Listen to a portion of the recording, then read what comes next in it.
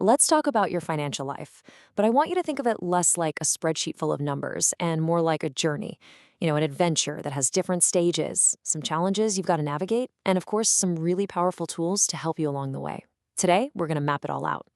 So, here's our game plan. We'll kick things off with the big picture. Then we'll dive right into the world of work.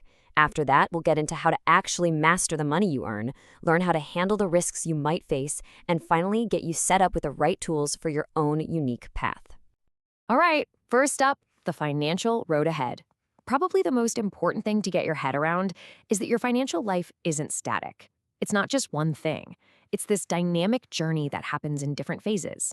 For a lot of us, this journey starts with student life. Then it moves on to that first job, and from there, hopefully, into some real career growth. The key thing to see here is that the amount of money you have changes at each stage. And because of that, your financial strategy has to adapt right along with it. What works for you today might not be what you need tomorrow. Okay, so that first huge milestone on the road, it's entering the workplace. This is the moment your power to earn really kicks in. And believe me, it is a massive step for your entire financial future. So what even is a workplace? Well, it's pretty simple. It's just any setting where you trade your time and your skills for an income. It could be an office, a factory, a shop. Heck, it could even be your own home. It's the arena where the earning begins. And in that arena, you're going to have rules and responsibilities. Now, that might sound a little corporate, but all it really means is, what are the specific things you're being paid to do? It's like your mission, the whole reason you're earning that income. Think about it. A chef's main job is to cook food. A cashier's role is to handle payments. A designer, they create visuals. When you're crystal clear on what your role is, that's the first step to not only doing a great job, but to actually growing your earnings over time. But hey, remember, this path is not set in stone. As you get older and your interests change, it's totally normal to change jobs, maybe even switch to a whole new industry. Your journey is meant to be flexible, so your financial plan needs to be too. So, you're out there, you're earning money. Awesome, that's step one. The next, and honestly the most critical step, is mastering it. Because it's really not about how much you make, it's all about what you do with it. You know that feeling when you get your first real paycheck? It's incredible. It feels like freedom. But it also comes with this giant question. Okay, now what? This is the exact moment your real financial education truly begins.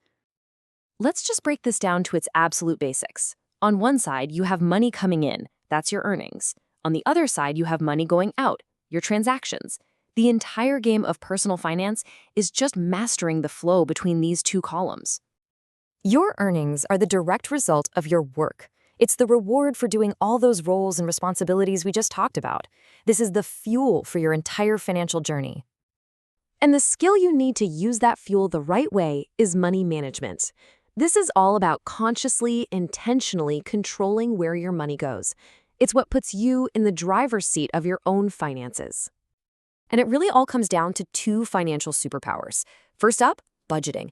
That's just your plan for your money. A super simple way to start is the 50-30-20 rule.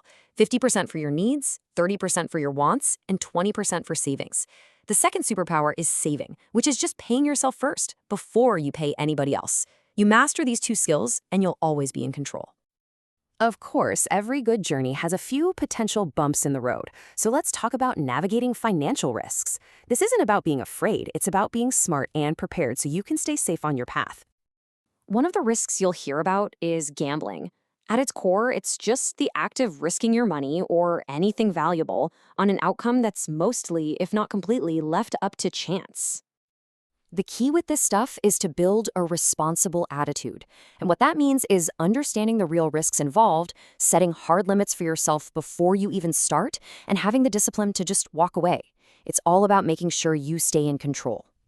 This is exactly why you see rules like age limits. They're not just random, they're like guardrails, put in place to help protect people, especially when they're younger, and to encourage these responsible habits right from the beginning. Another huge part of staying safe is privacy. And I want you to think about this as something more than just keeping secrets. In our digital world, your financial privacy is self-protection. It's how you shield yourself from scams, from fraud, and from identity theft. So let's bring it all home. This is all about taking these ideas we've covered and using them to create your own path forward with the right tools in your hands. Look, your financial journey is going to be completely unique. Nobody else will ever have the exact same path as you. But these fundamental skills, budgeting your money, saving it consistently, and protecting yourself from risks, these are the universal tools that will help everyone, no matter where their personal journey takes them. So as we finish up, I'll just leave you with this one thought. Your financial journey is yours to create, and it starts right now. After everything we've just gone over, what's your first step going to be? Thanks for joining us.